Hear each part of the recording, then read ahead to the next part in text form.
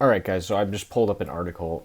I actually have the Bing app on my iPhone, and I literally just got a push notification from Bing for this article. And I don't get a lot of push notifications from Bing for specific articles. So, what does that tell you? Okay, think about that. With everything I've taught about the system and how it's all deceiving and big companies and their shareholders and so on and so forth, you follow up the chain, they use deception to basically tell you the exact opposite of what's going to happen in the market, right?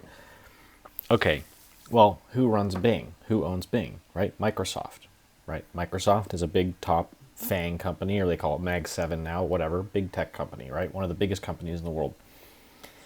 So Microsoft pushes me a notification saying to me that Jamie Dimon is basically saying that the market's bullishness lately is unjustified, right? Okay, well, think about this. First off, Jamie Dimon, right? We all know who he is. We know what company he is the CEO of. Okay, and that company stands to gain when other traders, especially speculative retail traders or smaller hedge funds, just people who are uninformed or people who follow the news, anyone who will get duped by the news, he's on the other side of that trade. His people, his trading floors are on the other side of that trade, alongside other big asset managing banks and institutions, funds, and not just in the United States. There's other ones outside of the U.S. like Axel Springer, just to name one, in Germany, and there's ones that you and I haven't even heard of. But anyway, the point is, I get a push notification on my phone basically telling me that the market's shaky and the market is just unjustified. Okay, and this is the conviction that I need to keep myself bullish, right? It's not that hard because you just got to pay attention for the signs. Let me give you a little story about something that happened about a month and a half ago. So right when the big tariff recession fear hit its peak, right? Basically right before there was that giant update caused by the Trump manipulation, right? But the Trump manipulation isn't even the whole story. It really is just bank and asset manager manipulation. Like, they just capitalized on what Trump did. He may have been in cahoots with them, may not, but basically they utilized the tariff fear and then Trump like reducing the tariffs to catalyze the return of a bull market, right? But all along the way, everyone's already so scared about a recession that no one jumps back in bullish except for a few people who are willing to take on that risk, right? And they say be greedy when others are fearful and fearful when others are greedy, right? But this is why. It's because the market is duping and manipulating people, or the people who run the market are using news outlets and public opinion and mass deception and echo chambering to deceive people, right?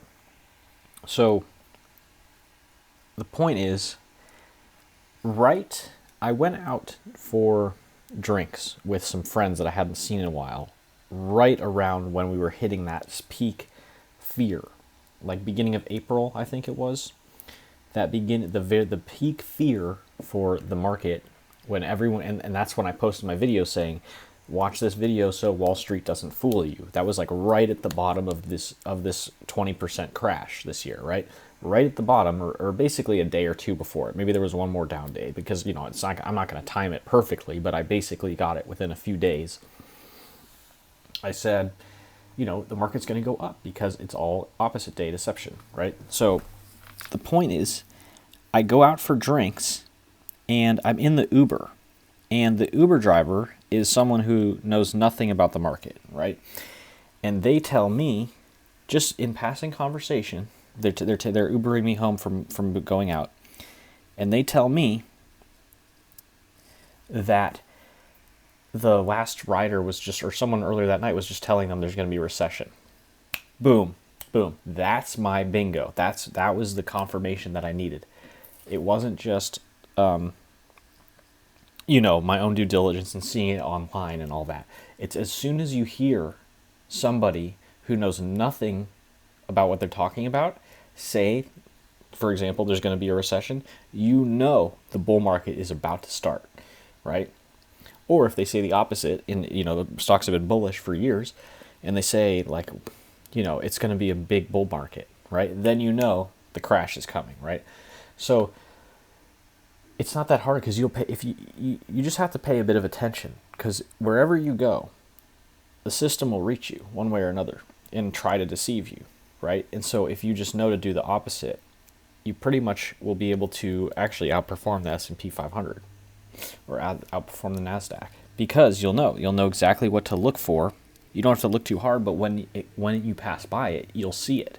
Whereas other people would believe the opposite, or they just kind of take it as a fact for granted. Oh, there's going to be a recession, probably not a good time to invest in stocks. Or, oh, there's going to be a recession, probably a good time to sell my assets. That's what the common school of thought thinks. You do the opposite, and you say, okay, all these people are being fooled by people like this, so I do the opposite. So when I get this Bing push notification on my phone today, that's really good for me, because to me that says, hey, it's not slowing down. This bull market is just getting started, at least for the time being. And if you've seen my videos, you know that I say there's really only just about one key indicator for an actual recession or a market crash, and that is the Federal Reserve lowers its target interest rate. They cut interest rates. The federal funds rate gets cut. That is basically the indicator that there's going to be a market crash, because just about every market crash has coincided with rate cuts, and there's just about nothing else that coincides with it. You may have tariffs this time, you may have a housing debt crisis the other time, but guess what? Think about this. The housing market collapse in 2007 to 2009, was it about? Or was that the patsy? Was that the scapegoat to make everyone think that's what it was about? But really, it was just market manipulation, drive prices down, liquidate everyone, buy it back up at a discount, and then rinse and repeat. Right? Because think about this. The housing market's always in a freaking crisis. People are always getting mortgages for houses they won't actually be able to afford. They're going to end up defaulting. There's always people defaulting. You can look up the stats. I'm not going to waste the time right now just to keep the video short, but you can look at the stats. The housing defaults are higher than ever, probably today, than they ever were before. Don't perfectly quote me on that, but you know what I'm saying. So the system is always full of people defaulting. It's always people going under. But guess what? When someone defaults, that actually solidifies the inflation that their loan created or their credit created. Because if they default on that loan, sure, the bank eats the loss, but guess what? They find a way, if it gets really bad, to get bailed out or something like that. And essentially that money, that credit or that loan that was created never gets repaid. Or if it does, again, the Treasury ends up printing more money to compensate for that, which essentially means it didn't get paid. And what that does is it cements that loan as actual inflation that will not go away. That amount of currency supply will exist forever. Now the Federal Reserve can try to control that, but it will always exist. It's in somebody's hands. That money now exists, and it cannot be destroyed.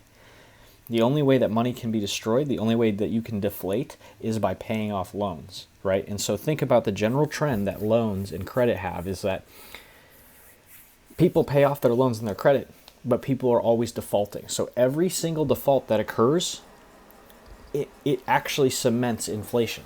And so that's why you see the prices of stocks and stuff rise in the long run. Why the S&P goes up in the long run is because these defaults that basically don't get paid off, they just play hot potato with debt until somebody just drops it, and then they're stuck with it, but it still can't get paid off because they have to default, right? And the bank's not really they're going to find a way not to pay it off. So this money, it stays in the system permanently, and it drives up prices, right, as it circulates through the economy. That's the whole thing, right? And so a housing crisis, a tariff crisis, a war in Russia, a war in Ukraine, COVID pandemic, all that stuff, these things, they use them as the scapegoats. But you'll notice that every time these things happen, rate cuts occur at the same time. So when there's a tragedy, but there's no rate cuts, it's really usually not very bearish for the market, right? The tariffs came on the tail end of some rate cuts, right? But again, rate cuts were within basically 6 months. There was a rate cut in December, right before this crash. So ask yourself, what's really causing the crash? Is it the tariff scapegoat? Sort of. But it's really, to me, it's the tariff hiding behind the curtain. I mean, not the tariff, sorry, the rate cut that hides behind the curtains. That's what really causes the crash. Because the impact. Now, obviously, the tariffs they did impact the market, right? But still, it is bullish for America because now America is going to be less dependent on China. So it is good for America. It really is. But again, the tariffs are just, that's what everyone's talking about, right? And if the tariffs were so crucial to predicting the direction of the market, or at least the narrative regarding them, why is it on front page headlines, right? Think about it. If these guys are duping you with the news, then they're duping you with the tariffs too. The tariffs are bullshit. It's the rate cut hidden behind the curtain. That's what causes the crash, okay? Sorry that it's just, you've just been staring at a screen, but this is more like, I don't know, a bit of I don't know if podcast is the right word, but it's just a commentary. It's just really about listening to what I'm saying and thinking about it with your brain, okay? It's not about me just putting all these visuals in your face. This is the visual, though, for today. This article that came out, this is what confirms to me, it's like, hey, the market's going to keep going up, okay? Because as long as rate cuts don't occur, I'm not bearish. And especially as long as the news is bearish, I'm definitely not bearish, right? So anyway, that's really all it is for today, guys. So just pay attention to these little indicators. You're going to see them a couple times a month. You're going to see something like this, you know? But again, really like that story I told. I went out for drinks. I took an Uber home. The freaking Uber driver, who knew nothing about the market, says there's going to be a recession. Boom, right? Now, obviously, the rider who told them that could have been someone who actually was, you know, somehow privy to the information. But I asked the driver, I said, what kind of person were they?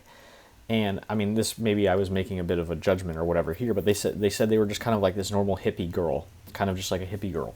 And you know, I'm in Portland, so I don't know.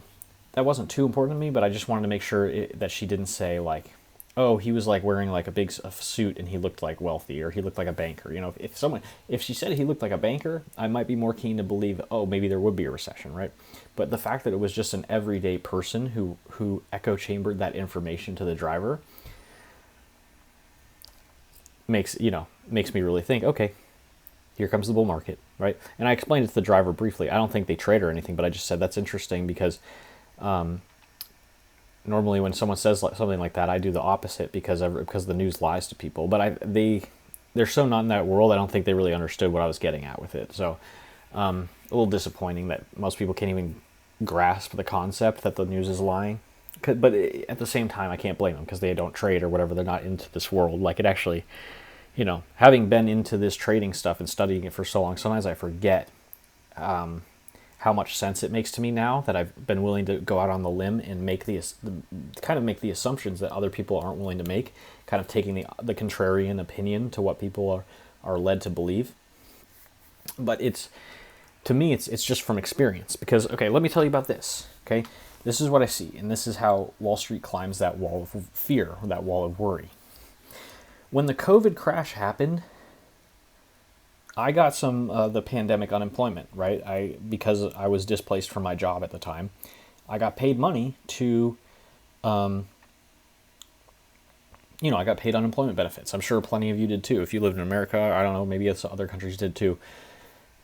But I got paid unemployment from my employer, and basically the government paid money to the employer so that they could pay unemployment to their employees, right? Well, where did all that money go? Because I didn't know what the hell I was doing. And guess what? I ended up losing a ton of money on the GameStop thing, right? I bought in way too high. That was basically the first big trading lesson I learned. I lost like 75% of my account on one trade because I had no clue what I was doing. That was like 4 years ago, right? But anyway, where did that money come from? I wasn't working. I wasn't spending much money. We were all just sitting around collecting unemployment. We were bored. We gambled it at the stock market casino. So the government ended up printing money, a bunch of money that year, And a bunch of people ended up gambling it in the markets. And who ended up with the money? That all the money that the government printed for the pandemic unemployment and pandemic stimulus checks, where did all that money end up going? It went into the pockets of these kinds of people, right? A lot of it ended up at Wall Street because people were like, they were struggling, but they were also not sure about how to get a job or like what they were going to do. And they had more money to spare, and they were like, well, how can I grow this now? And a lot of people made some really bad plays in the stock market who knew nothing about the market. But anyway, when the pandemic occurred, the crash happened. It took place over like maybe a month and a half, right? Boom, rapid, violent crash, like 50% decline in assets, right? Recovered almost as quickly and then went way past it. But I remember emotionally, having been trying to learn a bit about trading and stuff at the time, hadn't actually made many trades at that point though in 2020. It was 2021 or late 2020 when I started to actually do a couple trades. But they, that whole time, I remember that whole spring and summer, stocks just kept going up. But I, because of the pandemic, was so scared that it was just going to crash again. And that's the wall of fear and worry that Wall Street climbs. Because I can think back to how I thought when I was uninformed and know that people who don't know what they're doing now think that same way. Like this tariffs, the fear that the people have, and people are going to have that fear for months. I'm telling you, for months, even maybe years, depending on how long the market stays bullish. The resonance of that fear will just linger with people for so long that they're going to watch the markets climb higher and higher, but they're afraid to get in on the bull move because they're just waiting for that crash to happen, and it doesn't happen. But when it does happen, it's going to be right when those people finally go, fuck it, I can't miss. They finally FOMO. They say, fuck it, I'm finally buying in. They're going to buy the top. They're going to get burned again during the next little crash that happens. Or, I mean, it'll be big, but it's little in terms of time because it doesn't last long and it'll recover fairly quickly as it tends to. They're going to sell at the bottom. So they're going to buy from Wall Street at the top. They're going to sell back to Wall Street at the bottom. Rinse and fucking repeat. That's how this whole thing works, guys, is just get this logic into your head. I mean, you can get mathematical with it, like with the Michael S. Jenkins stuff, sure. But that stuff, that is a fairly unexplored field. There's not a lot of scientists and researchers actually figuring out how that works. And if there are, let's be honest, they're being hired by top quant firms at Wall Street, right? Like, think about this. Wall Street, there's quant firms, and they hire astrophysicists to code and work with their trading algorithms, their bots, and their trading AI stuff. Why do you think that is? This Michael S. Jenkins stuff that I do by hand, that you and I do by hand with the cycles, think about it. Any real in-depth research on that has got to be closely guarded behind the doors of institutions probably like these too, for like lower time frame trading or just like figuring out when swings are likely to occur, right? Closely guarded secrets. They've got people, they literally pay people higher salaries to get them to leave companies like NASA to go work for Wall Street so they can predict exactly when reversals will occur and other things like that, right? There's a reason they hire people like astrophysicists to work on Wall Street, right? There's a reason that literally rocket science, right? That's what astrophysics is, rocket science. There's literally a way to trade that's rocket science. It is rocket science, right? With physics, angular momentum, how stocks swing, volume of shares traded over a period of time. How much momentum does that have? When it swings, how much momentum is the swing going to have based on its kinetic energy, essentially, that kind of thing, right? However, there's a whole other way to trade, and in terms of kind of just having a general fundamental bias, which is not fucking rocket science. It's just knowing that it's the opposite of what these people are saying, right? So you can do it either way. You can do it both ways. I think it's best to try to combine strategies into one hybrid strategy, but you can't inundate yourself too much. And if you can't handle the rocket science part of it yet, take your time with that. But this is the easy part, right? Just think, liars, liar, liar. Just every time you see this stuff, think they're probably lying. What are they trying to do? And you'll see, like, for the bull market for the past, like, what is it, 2.5 years now? Almost, it's coming up on 3 years of bull market, right? With a couple little crashes in it, right? But whenever you see those high yield savings accounts getting promoted, dude, like, come on. If a bank wants to get you 4.5%, it's because they want to use their fractional reserve banking based on your deposit that's getting that interest, and they're going to put that allocates more of their funds to invest or into their trading floors, to invest in the market, to invest in tech stocks and in growth stocks, right? So, and they're kicking you back 5%, saying, thanks, we just made 15-20% annually, maybe even more. Here's your 5%, right? So as long as you see those high yield savings accounts being promoted, just, think, if that's the gimme, then there's got to be a yield that's better than that. And think about this too. Inflation to me is kind of hidden, meaning that they say inflation is usually 2-3%. I think they fudge the numbers a bit. I'm going to be honest. I think inflation is probably more like closer to what they're giving you in your high yield savings account, if I have to be honest. Again, don't quote me on that. That's just a conjecture. But so basically, the market, or the people who run the market, are trying to give you 4.5% to basically break even on inflation. They're kicking you back the rate of inflation, essentially, while they actually make the profit gain on the rise in stock prices that occurs from inflation, right? But the very fact that you're depositing in them, and they can then invest money that doesn't exist, essentially, into the market, they're causing inflation. So you're actually contributing to your own demise too, financially, by putting your money in a high yield savings account. But that's fine for me because I'm betting on the market. So go ahead, don't believe me, deposit away, deposit away. The more you deposit into your high yield savings account, the more the market's going to go up, and the more money I can make when I go long. Is what it is. Anyway, take care, guys. This ended up being longer than expected, but I hope this commentary is fruitful for your understanding of the markets. So take care, guys. I'll see you next time.